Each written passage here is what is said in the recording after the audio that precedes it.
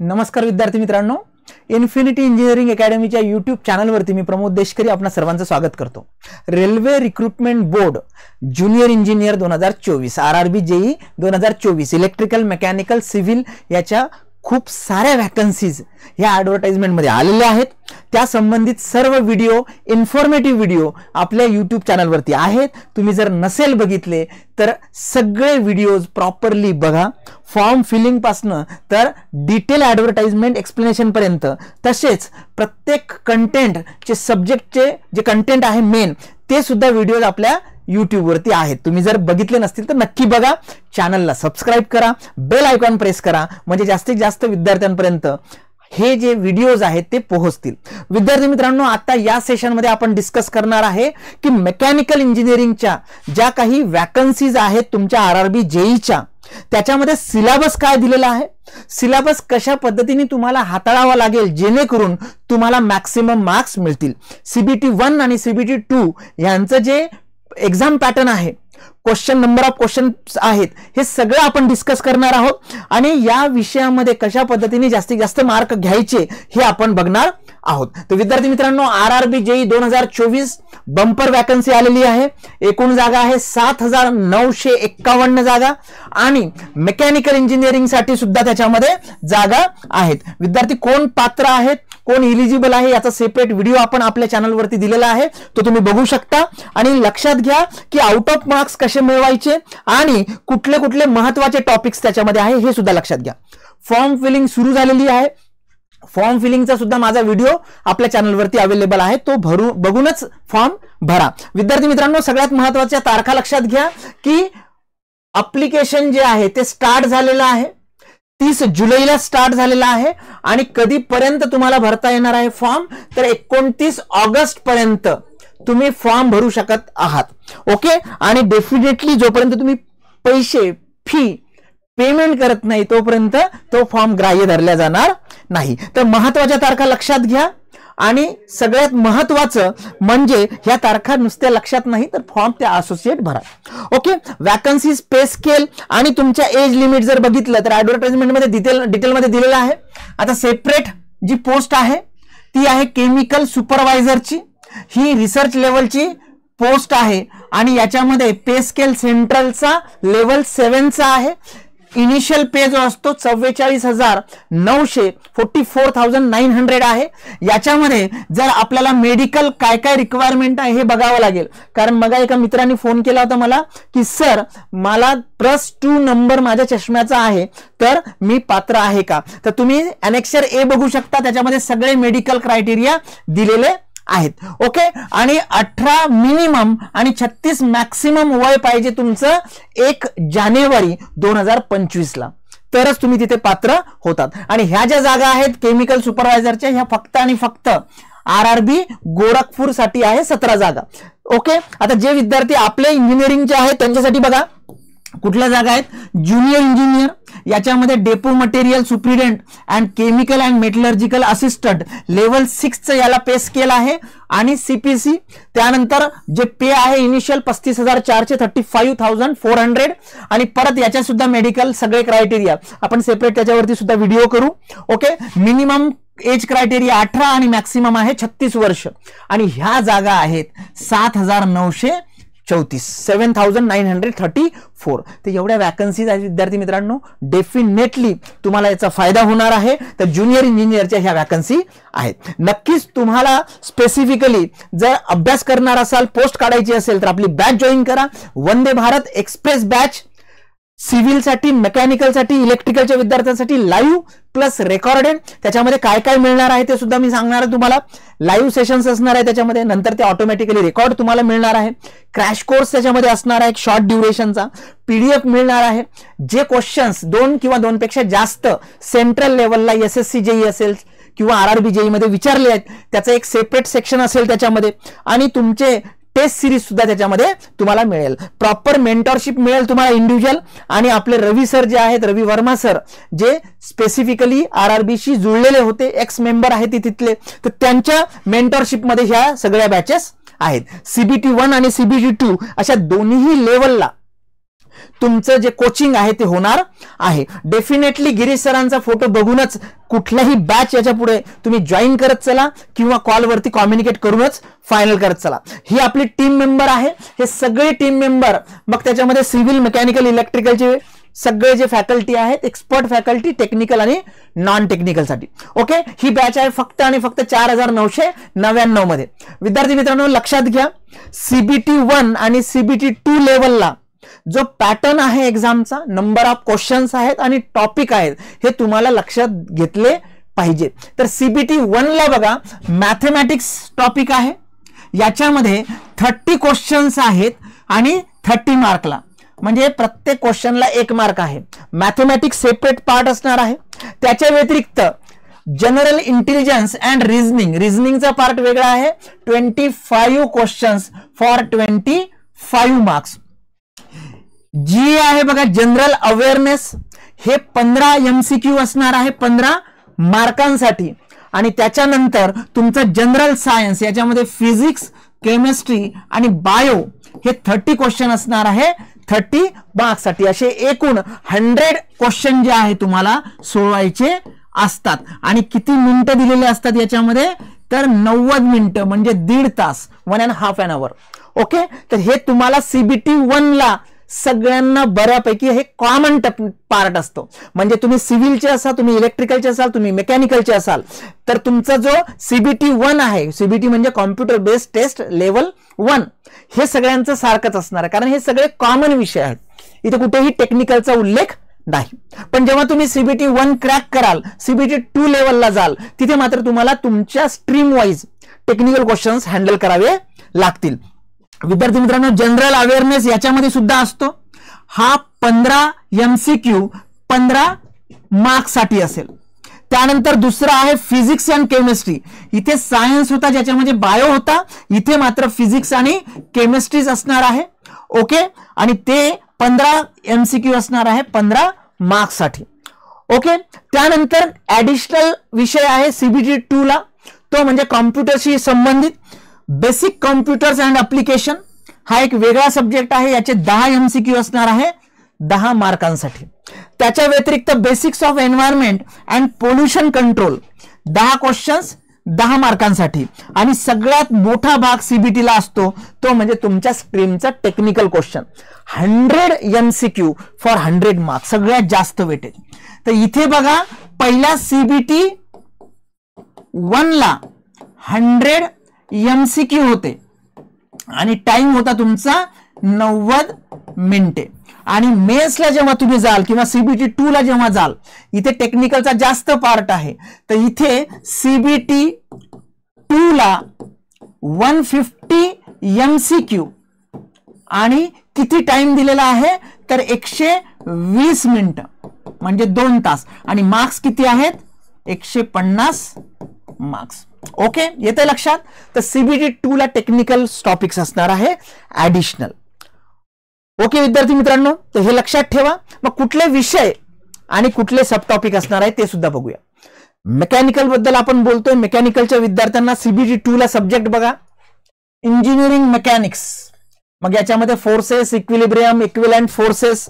Okay, त्याच्या व्यतिरिक्त जे काही तुमचे स्पेसिफिकली लॉज आहेत फोर्सेसची, ट्रायंगल लॉ असेल, त्याच्या व्यतिरिक्त पॅरलेलोग्राम असेल, पॉलिगॉन लॉ ऑफ फोर्स असेल, लॅमिस थेरम असेल, तर हे सगळे जे आहे त्याचे सगळे पर्टिक्युलर पॉइंट जे आहेत ते सगळे इंजिनिअरिंग मेकॅनिक्सचे तुम्हाला सगळ्यांना ते स्टडी करावे लागणार आहे. येते लक्षात. मग त्याच्यामध्ये मोमेंट ऑफ इनर्शिया असेल, गायरेशन असेल, हे सगळे त्याच्यामधले सगळे section, T section, L section, Z section, built up section, हे सगळं असणार आहे. हा झाला पहिला विषय इंजिनिअरिंग मेकॅनिक्सचा. साधारणतः MSBT किंवा डिप्लोमाचा जो सिलेबस होता तुमचा इंजिनिअरिंग मेकॅनिक्सचा, तो सिलेबस इथे मेन्शन केलेला आहे. त्याचा तुम्हाला जास्त फायदा होईल. दुसरा आहे मटेरियल सायन्स. आपल्याला माहिती आहे मेकॅनिकल मटेरियल MM नावाचा तुम्हाला सब्जेक्ट होता. तर मेकॅनिकल मटेरियल्सला इथे मटेरियल सायन्स मेन्शन केलेला आहे. मग त्याच्या प्रॉपर्टीज असतील मटेरियलच्या, मग त्याची टेन्साईल स्ट्रेंथ, टेन्साईल स्ट्रेस, बरोबर आहे, फॅटिग, हे सगळे जे तुमचे सब टॉपिक्स आहेत. Classification of steel, mild steel, alloy steel, important of heat treatment process, okay, annealing, normalizing, hardening, tempering, हे सगळे जे प्रोसेस आहे हे सगळे त्याच्यामध्ये मेन्शन केलेलं आहे. हा झाला तुमचा दुसरा टॉपिक. ओके, कुठला? Material science. त्यानंतर तिसरा आहे तुमचा सॉम. अप्लाइड मेकॅनिक्स जर व्यवस्थित कळला तर तुम्हाला सॉम इझिली कळेल. तर strength of material, stress strain diagram, factor safety, thermal stresses, strain energy, proof resistance, modulus of resilience, shear forces, bending moment diagram, okay, cantilever beam, हे सगळे जे तुमचे सॉमचे टॉपिक्स आहेत, इन्क्लुडिंग टाइप्स ऑफ बीम्स वगैरे, तर हे सगळं याच्यामध्ये दिलेलं आहे. तर तिसरा विषय होता तुमचा सॉम. मी परत एकदा सांगतो, Maharashtra state board of technical education MSBTचा डिप्लोमा मेकॅनिकलचा, त्याच्यातले टॉपिक्स आहेत हे SSC मध्ये सुद्धा तुम्हाला पर्टिक्युलर दिसू शकतात. त्यानंतर तिसरा आहे तुमचा मशीनिंग. मशीनिंग मध्ये ज्या काही व्हेरियस मशीन्स तुमच्या वर्कशॉपमध्ये होते, लेथ मशीन असेल, ओके, टूल्स असतील, या सगळ्यांचं किंवा वेगवेगळ्या टाईपचे प्रोसेसेस असतील, हे सगळे याच्यामध्ये आहे बघा. Working principle, lathe, type of lathe, engine lathe, त्याचं construction, specifications, workings, applications, advantages आणि वेगवेगळ्या processes, okay, different operations, for example taper turning, thread cutting, त्यानंतर forming, drilling, boring, reaming, okay, all these are nothing but the processes. So that is nothing but the machining. त्यानंतर आहे process वेगळ्या, welding, फॅब्रिकेशनचा अंडरचा भाग आहे, मॅन्युफॅक्चरिंगचा welding आहे, त्याच्यामधल्या सगळ्या types, principles, वेगवेगळ्या टाईपच्या welding, for example gas welding असेल, बरोबर आहे. त्यानंतर नेक्स्ट पॉइंट आहे grinding and finishing process. Manufacturing प्रोसेसचे हे सगळे भाग आहेत, त्याच्यामधल्या सगळ्या प्रोसेसेस दिलेल्या आहेत. याची PDF मी डिस्क्रिप्शन सेक्शन मध्ये देतो, त्याच्यावरनं तुम्हाला सगळे डिटेल्स पॉइंट्स कव्हर करता येतात. क्वेश्चनची लेवल एकदम इझी टू मीडियम लेवलची असते, हार्ड लेवलचे क्वेश्चन जात नाही. तुम्ही मागचे पेपर्स बघू शकता. ओके, त्यानंतर आहे मेट्रोलॉजी. इन्स्ट्रुमेंटशी रिलेटेड, मेजरमेंटशी रिलेटेड जे काही पॉइंट्स आहेत, मग लिनियर मेजरमेंट असेल, अँग्युलर मेजरमेंट असेल, त्याच्यामधल्या वेगवेगळ्या टाईपच्या मेजरमेंट्स असतील, इलेक्ट्रिकल मेजरमेंट, मेकॅनिकल मेजरमेंट, त्यानंतर त्याच्याशी रिलेटेड जे काही एरर्स वगैरे सगळे जे पार्ट आहेत ते मेट्रोलॉजी मध्ये येणार आहे. ओके, त्यानंतर आहे तुमचा FM, fluid mechanics and HM, okay, fluid mechanics and hydraulic machinery, FM and HM. मग याच्यामध्ये फ्लुइडच्या सगळ्या प्रॉपर्टीज, त्याच्या कॅरेक्टरिस्टिक्स, त्याचे ग्राफ्स, ओके, आणि त्याच्या व्यतिरिक्त ते सगळे त्यांचे जे काही पर्टिक्युलर इम्पॉर्टंट अप्लिकेशन्स आहेत ते सगळे. ओके, त्यानंतर आहे इंडस्ट्रियल मॅनेजमेंट. तुम्ही थर्ड इयर डिप्लोमाला असताना मॅनेजमेंटचा एक विषय होता बघा. तर मॅनेजमेंटशी रिलेटेड जे काही असेल, job analysis, motivation, different theory, certification, performance, sort analysis वगैरे जो पार्ट आहे, PERT, CPM, हे सगळे पार्ट तुम्हाला येणार इंडस्ट्रियल मॅनेजमेंट मध्ये. त्यानंतर सगळ्यात महत्वाचा आणि तुमच्या आवडीचा विषय म्हणजे हीट ट्रान्सफर किंवा थर्मल इंजिनिअरिंग. आता थर्मल इंजिनिअरिंग म्हटलं की law of thermodynamics, first, second, third, हे सगळं त्याच्यामध्ये दिलेलं आहे. त्याच्या व्यतिरिक्त तुमचं जे रेफ्रिजरेशन, एअर कंडिशनिंग सगळा जो पार्ट आहे हा याच्यामध्ये मेन्शन केलेला आहे. ओके, हीट ट्रान्सफर असेल, कोइफिशियंट असेल, बोल्ट्झमन कॉन्स्टंट असेल, तर हे सगळे रेफ्रिजरेशनशी रिलेटेड थर्मल इंजिनिअरिंगच्या अंडर येणारे सगळे पॉइंट्स. ओके, तर विद्यार्थी मित्रांनो, जर आपण टॉपिक वाईज गेलो तर हा पहिला विषय झाला, हा दुसरा विषय झाला, हा तिसरा विषय झाला सॉम, चौथा मशीनिंग, पाचवा वेल्डिंग, सहावा ग्राइंडिंग अँड फिनिशिंग, सातवा मेट्रोलॉजी, आठवा FM अँड HM, नववा इंडस्ट्रियल मॅनेजमेंट, 10वा थर्मल इंजिनिअरिंग. तर 10 टॉपिक करायचे तुम्हाला टेक्निकलच्या 100 मार्कांसाठी. तर डेफिनेटली साधारणतः प्रत्येक टॉपिक वरती 10 क्वेश्चन्स येण्याचे चान्सेस असतात. पण जर आपण RRB JEEचा मागचा इतिहास बघितला तर RRB JEE subject wise weightage for mechanical engineer, तर असं नाही की प्रत्येक पेपरला किंवा प्रत्येक टॉपिकला 10 क्वेश्चन्स विचारतील. प्लस मायनस होऊ शकतं depending on the vast we can say the syllabus nature, जास्त आहे कमी आहे. तर याच्यामध्ये बघा थेअरी ऑफ मशीन आहे बघा, मशीनिंग टॉम, एक साधारणतः 7 ते 8 मार्क्स वेटेज आहे त्याला. इंजिनिअरिंग मेकॅनिक्स आहे साधारणतः 5 ते 6. थर्मोडायनामिक्स थर्मलचा भाग आहे, एक 8 ते 10 MCQ, मशीन डिझाईन MD एक साधारणतः 5 ते 6, त्यानंतर FM फ्लुइड मेकॅनिक्स 4 ते 5 क्वेश्चन्स याच्यावरती विचारतात. हीट ट्रान्सफर, आता हीट ट्रान्सफर आणि थर्मोडायनॅमिक्स तिकडे एकत्रच केला होता. ओके, तर हे मिळून एक साधारणतः 3 ते 4 क्वेश्चन, म्हणजे 3 ते 4 क्वेश्चन हे आणि 8 ते 10 क्वेश्चन ते, म्हणजे 11 ते 14 क्वेश्चन त्याच्यावरती येतील. प्रोडक्शन प्लॅनिंग अँड कंट्रोल हे जे आहे साधारणतः 5 ते 6 क्वेश्चन्स. मेट्रोलॉजी अँड इन्स्पेक्शन 5 ते 6 क्वेश्चन. त्यानंतर मेकॅनिकल मेजरमेंट अँड इन्स्ट्रुमेंट्स 4 ते 5 क्वेश्चन्स. आयसी इंजिन 8 ते 10 क्वेश्चन. आता तुम्ही लक्ष द्या, सिलेबस मध्ये बऱ्याचदा असं हायलाइट केलेलं नाही की आयसी इंजिन सेपरेट, पण त्याच्यावरती 8 ते 10 क्वेश्चन विचारलेले आहेत. याचा अर्थही समजून घ्या. तुम्हाला या सिलेबस मध्ये डिटेलमध्ये जावं लागेल.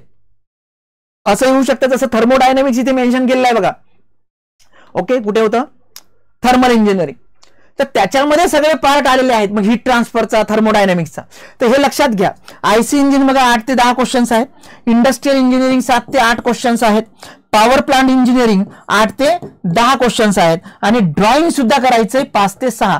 तिकडे क्वेश्चन्स, तिकडे सिलेबस मध्ये पॉइंट नव्हता इंजिनिअरिंग ड्रॉइंग, पण इथे मात्र क्वेश्चन्स येण्याचे चान्सेस असतात.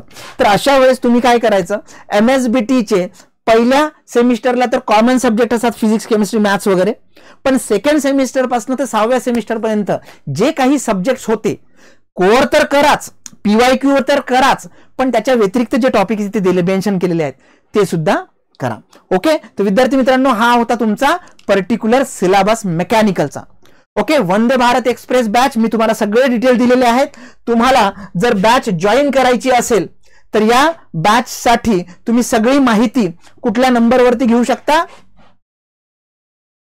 922698 आणि 4556.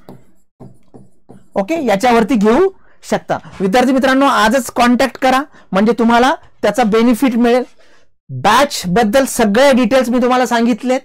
Detail video lectures live plus recorded, quick revision crash course त्याच्यामध्येच, SSC JEE RRB JEE चे जे PYQ आहेत ते क्वेश्चन्स, ऑल स्टेटचे जे 2 पेक्षा जास्त वेळा विचारलेले प्रश्न त्याचा वेगळा, PDF मध्ये नोट्स, प्रॅक्टिस बुक्स मिळणार आहे तुम्हाला, regular doubt live doubt solving session, त्यानंतर मेंटरशिप मिळणार आहे. आणि मी तुम्हाला सांगितलं रवी वर्मा सरांच्या अंडर हे सगळे मिळणार आहे. Ravi Verma sir XRRB senior section engineer होते. ओके, तर ह्या सगळ्या इन्फॉर्मेशन नक्की तुम्हाला फायदा होईल. विद्यार्थी मित्रांनो लक्षात घ्या, मेकॅनिकल साठी सिलेबस 10 टॉपिक जरी दिलेले आहे तरी PYQ वरनं तुम्ही काही पॉइंट्स काढू शकता. ओके, तर रेल्वेच्या भाषेमध्ये थँक्यू, धन्यवाद. तुम्हाला जर हा व्हिडिओ इन्फॉर्मेटिव्ह वाटला असेल तर तुमच्या 5 मित्रांपर्यंत नक्की पोहोचवा. थँक्यू.